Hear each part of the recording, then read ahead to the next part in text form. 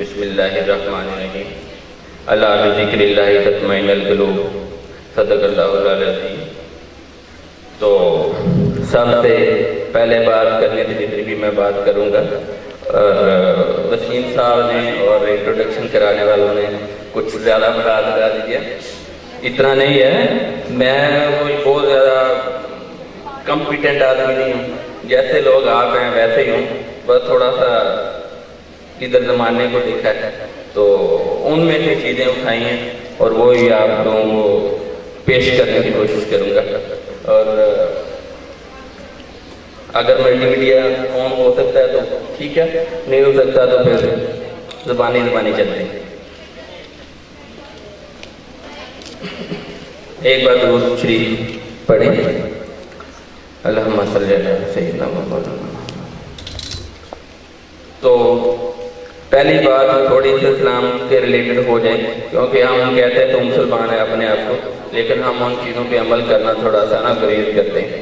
कहीं पे भी चले जाएं, आप लोगों का जो पहचान है वो है मुस्लिम है, या कोई भी उसका मजहब हो तो उसके रिलेटेड ही पूछा जाता है। तो हम बहस तो बहुत करते हैं, कहीं पे भी चले जाएं, फिरके के रिलेटेड हो रही है, सहाबा किराम को मानना चाहिए, वो कहता नहीं मानना चाहिए, फलां ने ये कर दिया। तो फिरके के बोलने से पहले ये है कि हमें बुनियादी चीज़ों का पता होना चाहिए। तो दुरूद शरीफ पढ़ना इबादत है, और इसको बेशक दिखावे के लिए पढ़ें फिर भी इबादत है, और दिखावे के लिए ना भी पढ़ें फिर भी इबादत है। तो ये पढ़ते रहे करें, और अल्लाह पाक का जिक्र ही दिलों को इत्मीनान बख्शता है। तो मैं सबसे पहले प्रिंसिपल साहब का और मेरे दोस्त वसीम गिरीवाल और नमान भाई बैठे हुए हैं आपके, जो कमज़ोर से टीचर हैं, ठीक है, जिस्मानी तौर पे कमज़ोर हैं लेकिन ये नॉलेज वाइज नहीं कमज़ोर, तो इनका शुक्रिया अदा करता हूँ। मेरे साथ मेरे दो स्टूडेंट आई हैं, उनका भी शुक्रिया अदा करता हूँ। तो बकायदा चलते हैं। मुझे ये थोड़ा सा बता दें कि आप लोग मोटिवेशनल स्पीकर सुनना चाहते हैं या चाहते हैं कि नॉलेज थोड़ा सा गेन हो जाए और आपको पेशेंट के रिलेटेड कुछ मालूमात मिले, ठीक है। तो मोटिवेशनल स्पीकर तो आपके पास हैं, ये बहुत मोटिवेट करते हैं, शाम टाइम बंदा कुछ भी कर सकता है, इतना मोटिवेट कर देते हैं। तो आज थोड़ा सा स्टार्ट करते हैं कि बेसिकली मेंटल हेल्थ क्या है। तो मुझे थोड़ा सा कोई बंदा जो लगता है जिसको मेंटल हेल्थ के रिलेटेड थोड़ा बहुत पता है, वो बताए कि मेंटल हेल्थ क्या है। Anybody else? ये होना तो हाँ जी सर, सर माइक ये मेंटल हेल्थ ही नहीं है, ठीक है। तो नेक्स्ट करें जरा स्लाइड को।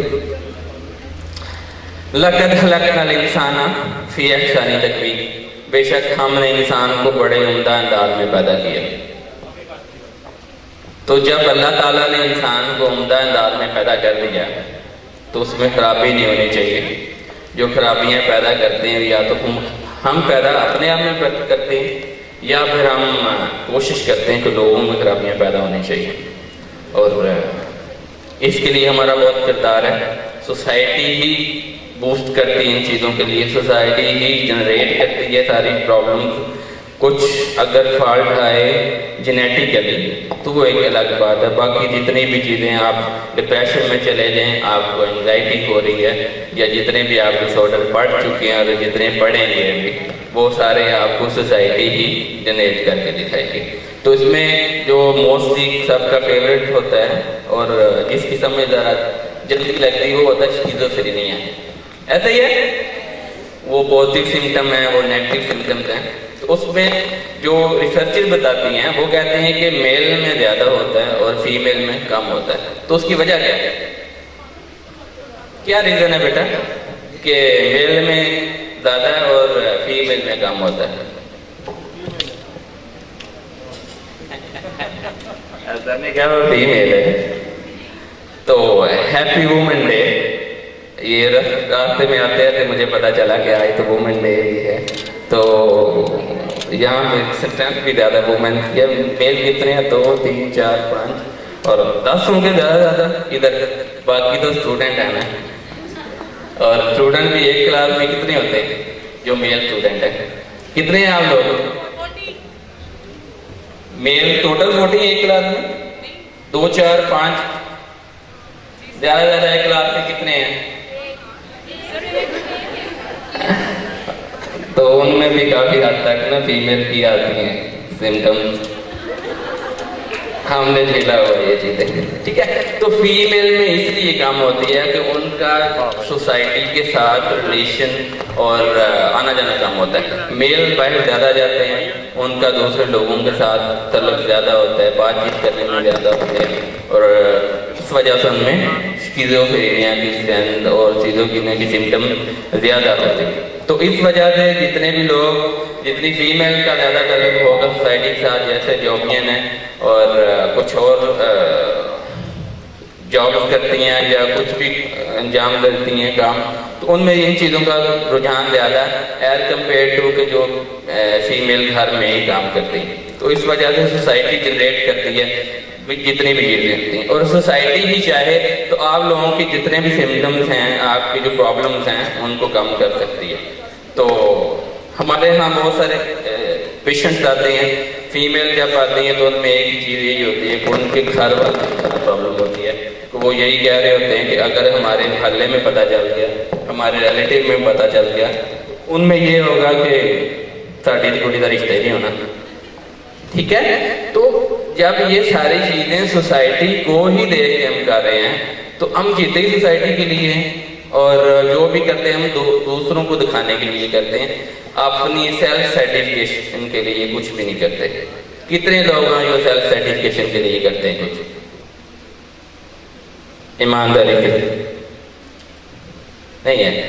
हम पढ़ते हैं तो ग्रेड लेने के लिए, सोसाइटी में दिखाने के लिए, बच्चे की जॉब होगी तो माए पेरेंट्स, अगर पहला बच्चा मेरी तरह हो जाए जिसकी जॉब, तो मोहल्ले में वक्त डाल देंगे, साडा मुंडा नौकरी लग गया, ठीक है। तो जितने भी काम है हम सोसाइटी के लिए करते हैं, अपने लिए कभी भी नहीं करते। तो कोशिश करें कि जो काम भी करें आप अपने लिए करें या सोसाइटी को कंट्रीब्यूशन होना चाहिए, ठीक है। तो नेक्स्ट पे आइएगा भैया, क्या है ये, चलें करते जाए नेक्स्ट। वर्ल्ड हेल्थ ऑर्गेनाइजेशन ने एक डेफिनेशन पेश की है, तो वो डेफिनेशन में क्या कहते हैं? वो कहते हैं कि एक state of wellbeing in which individual realize his or her own abilities. Mentally जो हेल्दी बनता है उसमें ये चीजें होती हैं कि उसको अपनी एबिलिटीज का पता होता है। तो किस किस को पता है अपनी एबिलिटीज का कि आप क्या कर सकते हैं? कुछ तो बोले, बताएं बेटा। ठंडे स्टूडेंट हैं आप लोग, ऐसे तो कोई पता नहीं चलेगा आप लोगों को, और अगर आप पार्टिसिपेट नहीं करते क्लास में भी तो नॉलेज गेन करना बहुत मुश्किल हो जाता है। और माइक देने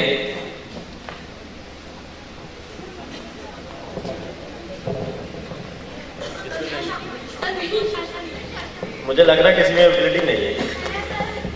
हाँ बताएं एबिलिटी।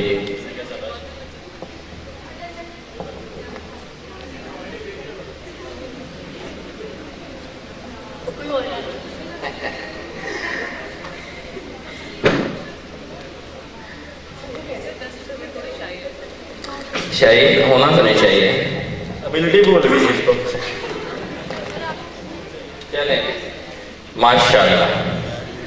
एबिलिटी या स्किल टू डू समथिंग, ये होती है कि आप में कोई एबिलिटी है कुछ करने की, तो एबिलिटी प्लस नॉलेज ये स्किल बनाती है।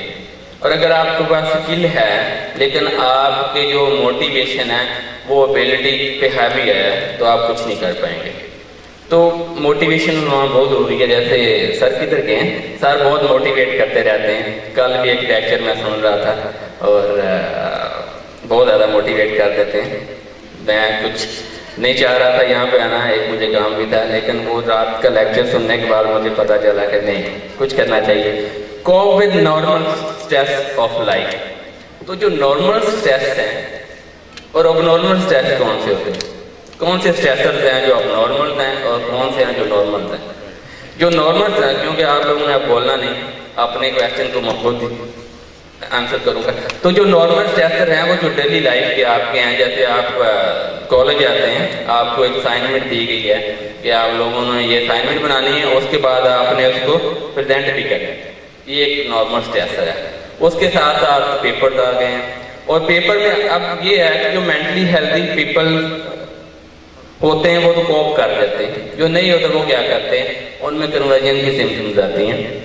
और हमारे पास बहुत सारे बच्चे आजकल आ रहे थे जब कोरोना वायरस के बाद स्कूल ओपन हो गए और टीचर ने सबक ज़्यादा देना शुरू कर दिया, और उनके काम काफ़ी पड़ा हुआ था, फिर पेपर दोने थे, और पेपर के बाद ये हुआ कि कुछ बच्चों ने परफॉर्म किया और कुछ बच्चे ऐसे थे जो चाहते थे अल्लाह करे मेरा रास्ते में एक्सीडेंट हो जाए, ठीक है, तो वो नहीं जाना चाहते थे। और बिलीव करें ये कोई अपने से नहीं कह रहा मैं, और लोगों की जब मैंने हिस्ट्री ली तो उसमें से यही पता चला को पेपर की वजह से जा रहे थे तो कोई सीरियस डिजीज हो और हमारा बहाना बने हम पेपर नहीं दें, तो इसका मतलब ये है कि वो जो नॉर्मल स्ट्रेसर था उसके लिए वो अबनॉर्मल बन गया, वो उसको कोप करना उसके लिए मुश्किल हो रहा था। तो कोप कैसे करना था कि आप अगर डेली रूटीन आपकी बेहतर हो, आप उन चीज़ों को साथ साथ लेके चलते रहें तो वो चीज़ें हो जाती हैं। अगर आप नहीं ले के चलते तो वो चीज़ें पेंडिंग होती हैं, जब पेंडिंग हो जाती हैं तो उसमें भी मसला आना शुरू हो जाता है, फिर आप उसको कोप करने के लिए एनर्जी डिक्रीज हो जाती है और आप जा रहे अपने कोई बहाना बने और एक साल ज़ाया हो जाए, ठीक है। आप लोगों में कितने लोग जो चाहते हैं कि अल्लाह करे बुखार हो जाए टेम्परेचर के लिए, मेल तो मोस्टली कहते हैं क्योंकि उनके पास बाइक होती है, वो कहते हैं अल्लाह करे कि मर जाए लेकिन पेपर ना देने पे। Can work productively and fruitfully, productively work करे और फ्रूटफुली हो। फ्रूटफुली का क्या मतलब है कि उसका फल होना चाहिए, और फ्रूटफुली जब आप काम करते हैं तो उसका फायदा सोसाइटी को होता है। And able to make a contribution to his or her society और कम्युनिटी। मुझे एक लतीफ़ा याद आ गया, तो एक बंदा था बल्कि बादशाह था, और उसके पास उसका वजीर आया जो बहुत चहेता था। उसने आगे कहा कि बादशाह सलामत, हमारे राया में एक ऐसा बंदा है वो कर्तव्य बड़े करता है। उसने, क्योंकि बादशाह कर्तव्य भी देखते थे, करते कुछ नहीं थे। आजकल तो वक्त पड़ा हुआ ना वो एतमाद का वोट लेने का, तब कर्तव्य बहुत करते थे। और उन्होंने कहा बुलाएं उसको कर्तव्य देखते हैं क्या करता है। बंदे को बुलाया गया, उसने कर्तव्य दिखाया। कर्तव्य क्या था कि वो 10 फुट के फासले थे, एक सुई की नक्के से दूसरी सुई को गुजार देता था। तो जब उन्होंने देखा कि उसने वैसे किया तो बादशाह ने कहा कि इसका ना सर कलम कर दे। अब वो बहुत हैरान हुआ कि मेरा सर क्यों कलम करना है। तो जब बंदा मरने वाला होता है वो आखिरी सवाल तो पूछ ही सकता है ना कि मरते जाना है, लेकिन एक क्वेश्चन पूछ लूँगा। उसने क्वेश्चन पूछा, क्वेश्चन क्या था, उसने कहा कि मेरा सर क्यों कलम करना आप लोगों ने। तो उसने कहा कि ये काम कितनी देर में सीखा। उसने कहा कि मुझे कोई 10 साल लग गए इसको सीखते सीखते। तो उन्होंने कहा कि आपने ज़िंदगी के 10 साल ज़ाया कर दिए, इसलिए आपका सर कलम किया जाता है। कोई ऐसा काम करें जो कंट्रीब्यूशन हो सोसाइटी के लिए। जब आप कंट्रीब्यूशन नहीं करते उस टाइम का कुछ फ़ायदा नहीं है। आप करते रहें ना करें, सोसाइटी को अगर फ़ायदा है तो वो काम करें, अगर उसका कोई फ़ायदा नहीं तो आप अपना टाइम वेस्ट करते हैं और जिसको कर्तव्य दिखाते हैं उसका भी टाइम वेस्ट करते हैं। नेक्स्ट चाहिए। अब ये कि मेंटल हेल्थ के लिए रिस्क फैक्टर्स हैं कुछ, और उनको चाह रहा हूँ कि मैं आप लोगों को थोड़ा सा इनके बारे में बताऊँ। बहुत सारे का आपको पता होगा, लेकिन थोड़ा सा मैं भी एलैबोरेट करने की कोशिश करूँगा। तो इन जो रिस्क फैक्टर्स हैं इसमें ये होता है कि आप लोग जब कोई पेशेंट आएगा आप उसको देखेंगे तो ये रिस्क फैक्टर ही आपको बताएंगे कि इसको कहाँ पे प्रॉब्लम हुआ है और केस फार्मूलेशन कैसे करनी है। अब हमारे पास स्टूडेंट्स आते हैं, उनको केस फार्मूलेशन का भी नहीं पता होता, कैसे करते हैं केस फार्मूलेशन, ये तो बताना पड़ेगा। कोई भी बंदा जो अपने आप को समझता, मेल में आए जी माइक लेके जरा। हेलो, अगर ज्यादा तो मैं अंदर जाकर भी खुद भी दे सकता हूँ क्वेश्चन प्लीज सर।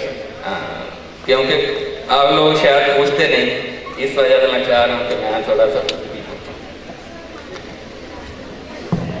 द्रुशी पढ़ लो तो आती नहीं। कॉप करने में पेशेंट की हेल्प करते हैं। पेशेंट को मैनेज किया जाता है, ट्रीट नहीं किया जाता, क्योंकि जितनी भी चीज़ें हैं साइकोलॉजिकल, जितनी भी चीज़ें आती हैं उनको मैनेज करके आप ठीक रह सकते हैं। अगर आप कहें कि ये ट्रीट हो जाए, ट्रीट तो हो ही नहीं सकता। इंसान तो सोते हुए भी सोचता रहता है। होते हैं आप लोगों के पास तो पेशेंट आता है ऐसा जो कहे कि मैं सोया हुआ हूँ लेकिन मेरा ज़हन जाग रहा होता है। आप लोगों का भी होता होगा। तो जितने भी लोग आते हैं उनमें रिस्क फैक्टर को फाइंड आउट करना बहुत जरूरी होता है। तो जो पहला रिस्क फैक्टर है वो है फैमिली। किस किस के लिए फैमिली रिस्क फैक्टर है? रिस्क फैक्टर होता है जो क्रिएट कर रहा है प्रॉब्लम आपके लिए, और एक होते हैं प्रोटेक्टिव फैक्टर। तो जो रिस्क फैक्टर है वो ही आपका प्रोटेक्टिव फैक्टर होता है। तो किसको लगता है कि उसकी फैमिली उसके लिए रिस्क फैक्टर है? मोबाइल नहीं यूज करने देते, कहती बस करते सारा दिन इन्हों चिमड़ी रहने हैं, तो रिस्क फैक्टर है ना फैमिली कि उसको यूज नहीं। हाँ, और अब मैंने पिछले दिनों कैंप था फाइंड आउट करने के लिए गए, और 80% जो फीमेल थी उनका माँ से झगड़ा चलता था। जब आप पूछते हैं ना कि कौन कौन अपनी अम्मा से लड़ के आया, तो मोस्टली में यही था, किसी ने सूट नहीं सही मिल रहा था, किसी की खुराक अच्छी थी, तेरे को कह रहे थे फलां चीज़ चाहिए। बच्चियाँ की छोटी छोटी उनके मसले यही चलते। तो फैमिली जो है वो कैसे रिस्क फैक्टर है? फैमिली अगर सपोर्टिव है तो वो प्रोटेक्टिव फैक्टर है, और अगर फैमिली सपोर्टिव नहीं है तो आपके लिए रिस्क फैक्टर है। इसमें जो मेन चीज़ है वो ये है कि फैमिली आपको अप्रिसिएशन देती है कि नहीं, अप्रिसिएट करती है कि नहीं। और मोस्टली वो चीज़ें होती हैं जो फैमिली को ओनली बोदर ही नहीं करती। आप जो मर्जी करके आ जाएं, आप सारा दिन भट्टे पे काम करें, आपको इतना थकावट हो जाए, तो आप घर में आते हैं, अगर आपकी फैमिली आपको सपोर्ट करती है तो आपकी थकावट उतर जाती है। अगर आपकी फैमिली आपको सपोर्ट नहीं करती तो आपको प्रॉब्लम होना शुरू हो जाते हैं। हमारे साथ बहुत सारे ऐसे पेशेंट्स आते हैं जो आगे बताते हैं कि कोई पूछता नहीं घर में जब आते हैं। फीमेल में यही होता है, मेल में भी यही होता है। फीमेल में बहुत सारी ऐसी फीमेल हमारे पास आती हैं जो सारा दिन काम करती हैं, घर का इतना काम होता है, और की नंद वगैरह जो होती है वो जॉब करती है सारा दिन, और जब घर आती है तो प्रॉब्लम होना शुरू हो जाते हैं कि आपने किया क्या सारा दिन।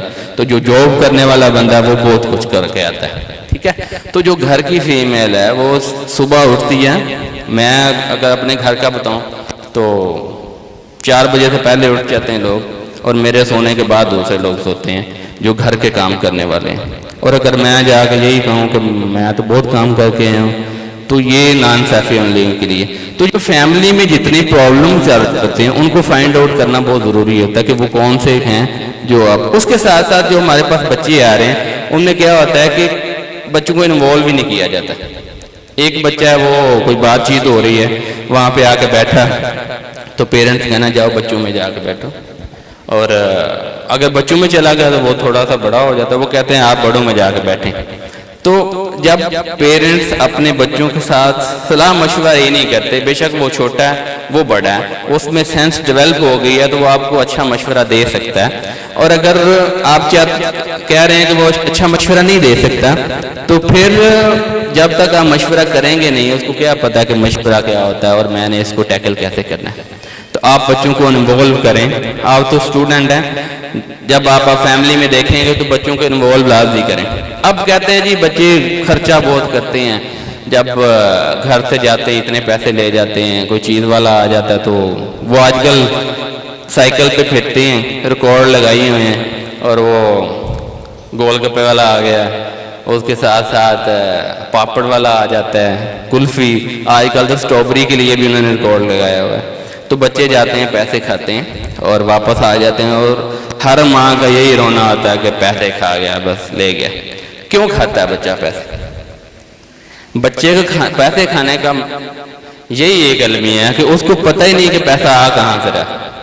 जब आप बच्चे को इन्वॉल्व करते हैं, आप कुछ लेने जाते हैं, फॉर एग्जाम्पल आपने फ्रिज खरीदना है, वॉशिंग मशीन खरीदनी है, आप तो ज़रा बड़े घरों से बच्चे लग रहे हैं, जो फैमिली की जो गांव के लोग हैं या थोड़े मिडल से भी नीचे लोग हैं, उन्होंने पैसे इकट्ठे किए होते हैं और वो कमेटियाँ डालती हैं और बहुत कुछ होता है, उसके बाद उन लोगों ने कुछ ना कुछ खरीदना होता है।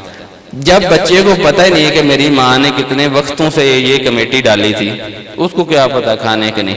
अब बच्चे को साथ लें और बच्चे को बताएं कि मैं इतने पैसे रोज के निकालती हूँ अपने राशन, और फिर मैं इस तक पहुंची को अब हम ये चीज़ लें।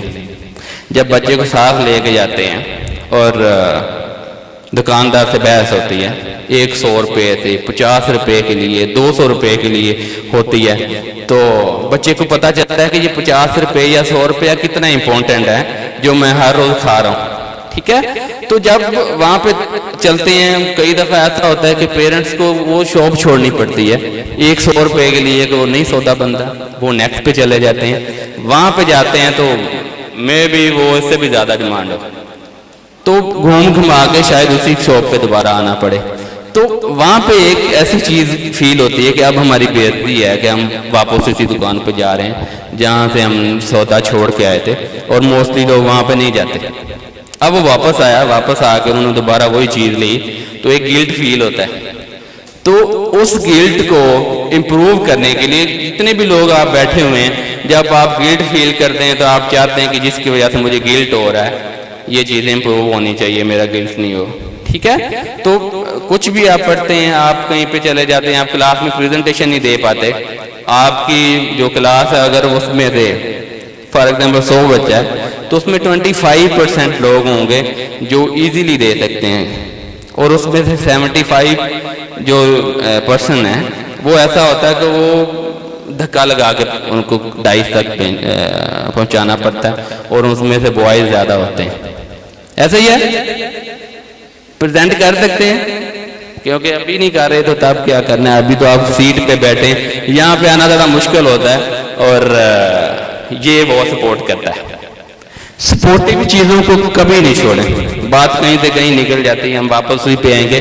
सपोर्टिव चीज़ें, आप लोग कहते हैं कि आप पर्ची पे नहीं लिख के लेके जाएं आपने चीज़ों को, हमारे पास बहुत सारे ऐसे लोग आते हैं डिप्रेशन की वजह से ना मेमोरी लॉस हो जाती है, मेमोरी में प्रॉब्लम आने शुरू हो जाते हैं। आप में भी बहुत सारे ऐसे लोग होंगे जो मैट्रिक में थे तो मेमोरी बहुत अच्छी थी, जब यहाँ तक आए तो मेमोरी बहुत खराब कहते होगी, चीज़ें नहीं याद रहती, एक पैरा याद किया अगले पे गए तो पिछला भूल जाता है, उसके साथ साथ उसको लग रहा होता है मैंने पढ़ लिया, लेकिन जब पेपर पे जाते हैं भूल जाता है, या पढ़ने के बाद सेटिस्फाई नहीं होते कि अब मुझे नहीं याद हुआ। तो जब आपको जो सपोर्टिव चीज़ें हैं उनको लाजमी आप साथ रखें कि जो आपको सपोर्ट कर रही हैं, तो ये डाइस है, ये जिनकी टांगें कांप रही हैं उनके लिए ये सपोर्ट है। ठीक है, पीछे होकर खड़े हो जाएं और देते रहें, और थोड़ी देर के बाद आप साइड पे भी आ सकते हैं, क्योंकि सपोर्ट करने वाला आपको यहाँ तक सपोर्ट कर देता है कि आप लाइफ में कुछ कर सकते हैं। ठीक है, तो फैमिली आपको सपोर्ट कर रही है फिलहाल, तो आप यहाँ पे बैठे हुए हैं, अदरवाइज तो पैसे नहीं होते बहुत सारी फैमिली में कि आप एक फंक्शन अटेंड करें। ठीक है, तो जब वो बच्चे को इस चीज़ का पता चला कि पैसा कमाना बहुत मुश्किल है, एक 50 या 100 रुपीज़ के लिए हमने कितना बाजार घूमा और वापस आए, तो क्या नेक्स्ट टाइम जब आप वो कोई चीज़ लेने जाएगा सोचेगा नहीं कि मैंने फजूल खर्ची करनी है कि नहीं करनी। ठीक है, तो बच्चे फजूल खर्ची नहीं करते, बच्चे को क्या पता है कि ये पैसा आता कैसे, उसको अपनी जुबान से क्या या उसको खाने के लिए एंजॉय है ना। अब गली में कम से कम भी 5-6 लोग आते हैं, फॉर एग्जांपल एक से लेगा, दूसरे से लेगा, तीसरे से लेगा, तो टेस्ट कितनी देर रहता है, 2 मिनट के लिए, उसके बाद हर चीज़ टेस्ट लेस हो जाती है और दोबारा आप कुछ ना कुछ खाते हैं। तो इस वजह से जब बच्चे को इन्वॉल्व करते हैं हर मसले में, हर चीज़ में आप उसको इन्वॉल्व करते हैं, तो वो बेहतर होना शुरू हो जाता है, उसको जिम्मेदारी का पता चलता है। जैसे जैसे वो बड़ा होता जाएगा उन चीज़ों को वो जिम्मेदारी लेगा, और उसके बाद उसको पता होगा कि कहाँ पे खर्च करना है और क्या करना है। उसके साथ साथ फैमिली की अप्रिसिएशन पे बात होगी, और यहाँ पे अनकंडीशनल पॉजिटिव रिगार्ड की भी बात हम करेंगे। आप लोगों ने सुना कभी अनकंडीशनल पॉजिटिव रिगार्ड? बस इतना बता दें, सुना कि नहीं? बस ठीक है। तो जब आप अनकंडीशनल पॉजिटिव रिगार्ड का सुनते हैं तो कितने लोग हैं जो अनकंडीशनल पॉजिटिव रिगार्ड देते हैं? कितने हैं? हाथ खड़ा करें। जो अनकंडीशनल पॉजिटिव ईमानदारी से करना है, एवं नहीं कर देना कि असी साइकोलॉजिस्ट हैं। कौन करता है? कोई भी नहीं करता। इनमें से चंद 10% लोग होंगे जो प्रोफेशनली अनकंडीशनल पॉजिटिव रिगार्ड देते हैं। मोस्टली वही ही करते हैं जिनको मतलब होता है, और हम जितना भी काम करते हैं हम मतलब के लिए करते हैं, अदरवाइज कोई नहीं करता। यहाँ पे मैं आया हूँ तो मैं इसलिए शायद आया हूँ कि मेरी थोड़ी बल्ले बल्ले हो जाएगी, और उन्होंने तारफ बहुत बड़ा करवाया, और इसलिए अदरवाइज अनकंडीशनल पॉजिटिव रिगार्ड कोई भी नहीं करता। अल्लाह के नबी सल्लल्लाहु अलैहि वसल्लम मस्जिद नबवी में बैठे हुए थे और साहबाए किराम भी थे, और एक औरत आई बाहर, और उसने अल्लाह के नबी को इशारा किया। अल्लाह के नबी गए, धूप थी, काफ़ी देर तक बातें सुनते रहे उसकी, और जब सुनते रहे काफ़ी देर पसीना आ गया, और जब उस औरत का दिल भरा तो वो वहाँ से गई, और अल्लाह के नबी सल्लल्लाहु अलैहि वसल्लम वापस आए तो सहाबा किराम ने पूछा तो ये तो पागल है, आप लोगों ने आपने इतनी देर की बातें सुनी? उन्होंने कहा कि इसीलिए तो सुनी है आप, और कोई नहीं सुनता।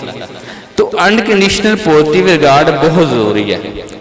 किसके पैसे लगते हैं अनकंडीशनल पॉजिटिव रिगार्ड देने के लिए? समटाइम ऐसा होता है कि थोड़ा सा इंसान को ना तकलीफ होती है कि ऐवी बंदा बातें कुछ लोगों की सुन रहा होता है कि जिसको सुनना भी नहीं चाहिए। थोड़े दिन पहले मैं झंग गया और वहाँ से मैं किन्नू थोड़े अच्छे लगे तो वो लेना चाह रहा था, एक के पास दूसरे के पास। लास्ट पे ना एक बूढ़ा बाबा बैठा हुआ था, उसके पास माल्टे भी अच्छे नहीं थे, तो मैं वहाँ रुका और बाबा जी ने देखते ही सार के रहा, वो इतने दिनों बाद आया। झंग मैं कोई 1.5 साल बाद गया था, और ना मैं उस बाबे को जानता था ना बाबा मुझे जानता था। बाबा काफ़ी देर बातें सुनाता रहा, तू रोज़ टोलों लंघ जाना, मैं आप इधर से गुजरते हैं, आप मुझे मिलते नहीं हैं, ये अच्छी बात नहीं है। मैंने कहा बाबा जी टाइम ही नहीं होता, क्या करे बंदा ज़िंदगी में, तो आज आ गया होना। तो बाबा जी ने माल्टे दिए किन्नू, और वो उसने उससे छांटी किया माल्टों को, किन्नू को, और फिर मुझे अच्छे माल्टे दिए उसने, और मैं घर ले गया, और मुझे अभी भी याद है। और मैं कहीं भी होऊंगा बाबा जी की मिसाल दूंगा। अब मैं खुश हो गया कि बाबा जी ने रिस्पॉन्स दिया, पता नहीं किसको समझ के दिया था, और बाबा जी को मैंने रिस्पॉन्स दिया। और हालांकि मुझे बहुत जल्दी थी, लेकिन कम से कम 15 मिनट वहाँ पे गुजर के। तो अनकंडीशनल पॉजिटिव रिगार्ड देने से आपका कुछ नहीं जाता, आप इन्वेस्ट करते हैं। जितनी चीज़ें भी आप इन्वेस्ट करते हैं, अब मुझे ये बताएं कि वो आपको फ़ायदा देती हैं कि नहीं? इन्वेस्ट क्यों करते हैं? अपने फ़ायदे के लिए करते हैं इन्वेस्ट। तो आप जब अनकंडीशनल पॉजिटिव रिगार्ड का मतलब यही है कि आप किसी को रिस्पेक्ट देते हैं, और रिस्पेक्ट जो भी इन्वेस्ट करते हैं वो मुनाफे के साथ ही वापस आती है।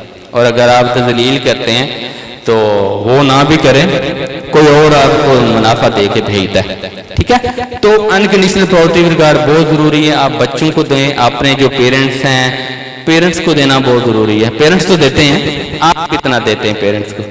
तुसी मेरे वास्ते किता की है, एक सूट फंक्शन के लिए कहा था, मैंने ये वाला लेना था। आप उनको देखें कि उन्होंने कैसा गुजारा किया। मैं लोगों को जी ठीक, तो बहुत सारी ऐसी चीज़ें जो आपको इन चीज़ों के लिए करनी पड़ती हैं। थोड़ा सा फॉरवर्ड चलिएगा, आगे जाके 1-2 चीज़ें हैं उसको मैं बताना चाहूँगा। बुलिंग, BULL का मतलब होता है बुल। तो बुल का क्या होता है? सांड, जो मरेला बैल होता है। तो आप लोग बहुत ज़्यादा बुली करते होंगे, क्लास में कुछ ऐसे लोग होते हैं उनको बुली किया जाता है, और फैमिली में बच्चों को भी बुली किया जाता है। तो उनको भी आपने देखना है, बुली नहीं करना। उसके साथ साथ आप एक और चीज़ है, बाकी चीज़ों तो मुझे वाइंड अप करने का कहा गया, अभी बहुत सारी चीज़ें तो करने। रिवेंज है, मोस्टली हमारे पास पेशेंट यही होते हैं जिनमें डिप्रेशन के साथ आते हैं, उनमें रिवेंज बहुत होता है। जब हम उसकी हिस्ट्री ली जाती तो वो कहते हैं कि फ़लाँ ने मुझे ये किया था, फ़लाँ ने ये किया था, तो उस वजह से ये है। एक पिछले दिनों मेरा दोस्त था, उसने मुझे कहा कि सर मैंने छोड़ दिया उसको, लेकिन अभी भी गुस्सा नहीं जा रहा। तो मैंने कहा कि उसको दिल से माफ़ करें, दिल से माफ़ करने से वो चीज़ें होती हैं। कहते मैं कहते ही कुछ नहीं हूँ, लेकिन फिर भी गुस्सा आता है। तो जब आप बाकायदा काम करते हैं कोई भी, तो वो उसका असर होता है। आप कुछ भी करें, उस काम को एंजॉय करें, जब तक आप काम को एंजॉय नहीं करते, आप उसमें हो नहीं जाते कि ये मैं कर रहा हूँ, आप कॉन्शियस नहीं होते, तब तक कुछ नहीं होने वाला होता। तो जो भी काम करते हैं उसको कॉन्शियसली करें और कोशिश करें कि वो काम एंजॉय करें। ज़िंदगी में ना दो ही चीज़ें होती हैं, करना तो पड़ता है, या तो रो के करते हैं या हंस के करते हैं। कितने लोग हैं जो रो के करते हैं, ठीक है, तो करना पड़ता है। लाइफ चलनी, या तो मरना है या फिर कुछ करना है। तो जब आप करते हैं तो कोशिश करें कि उसको एंजॉय करें। टाइम थोड़ा ज़्यादा लग जाए, नो इशू, लेकिन जब आप एंजॉय करते हैं तो चीज़ें याद रह जाती हैं। जैसे मैंने अभी वाक़या सुनाया, और बहुत सारे वाक़यात हैं। तो उस काम को कॉन्शियसली करें और एंजॉय करें। नेक्स्ट देखें, कुछ है बोला करें भाई, नेक्स्ट करते जाएं। कल्चर फैक्टर बहुत सारे हैं, स्ट्रेसर हैं लाइफ में, हर बंदे के साथ स्ट्रेस है, उसके साथ टाइम मैनेजमेंट है। टाइम मैनेज, स्ट्रेस में दो चीज़ें आती हैं, फाइट और फ्लाइट का कंसेप्ट शायद सुना होगा आप लोगों ने, सुना है किसी ने, ठीक है। तो फाइट है या फ्लाइट है, और एक होता है एस्केप। फाइट करते हैं तो आप लोगों को पता चलता है कि ये कितने जोगा है। आप किसी चीज़ को फाइट नहीं करते, आपको क्या पता कि उसमें क्या है, क्या एबिलिटीज़ हैं, कौन कौन सी ऐसी चीज़ें चाहिए जो इनमें मैं इसको बिछाड़ सकता हूँ या इसका मुकाबला कर सकता हूँ। और फ्लाइट होता है कि उस जगह पे जाके आप उस चीज़ को देखते हैं, देखने के बाद उस जगह से आप वापस आ जाते हैं। आप फील करते हैं कि मैं कमज़ोर हूँ, मैं इसको नहीं मुकाबला कर सकता। एस्केप सबसे ख़तरनाक है कि आप वहाँ पर जाते ही नहीं हैं। आपको पता है कि आज प्रेजेंटेशन होनी है और आप नहीं जाते वहाँ पे। तो जब आप जाते नहीं तो आपका सबसे बड़ा नुकसान ये होता है कि आपको पता ही नहीं होता कि हुआ क्या था, करना कैसे थे। मोस्टली लोग छुट्टी करके बाद में कॉल करते हैं कि आज का काम क्या था, मैम ने क्या करवाया था। तो जब आप प्रेजेंट करते हैं तो आपको पता चलता है कि कितना खौफनाक है, या आपको बाकी लोग भी बताते हैं कि किस तरह इन चीज़ों को हैंडल किया जाता है। एस्केप कभी नहीं गए। शुरू में आपको अगर फ़्लाइट करते भी हैं तो नो इशू, लेकिन फ़ाइट लाजमी करें। आपको उसका यही फ़ायदा होता है कि आपको उसका पता चल जाता है कि इसका मुकाबला कैसे करना चाहिए, ठीक है। तो अब टाइम की कमी से काफ़ी चीज़ें स्किप की हैं, फिर अभी कभी कोई टाइम मिला या आप लोग चाहिए होगा किसी को भी तो आप मुझसे रब्ता कर सकते हैं। और कोशिश करूंगा कि आप लोगों को जो मेरे पास नॉलेज है थोड़ा सा वो आपको बता सकूं।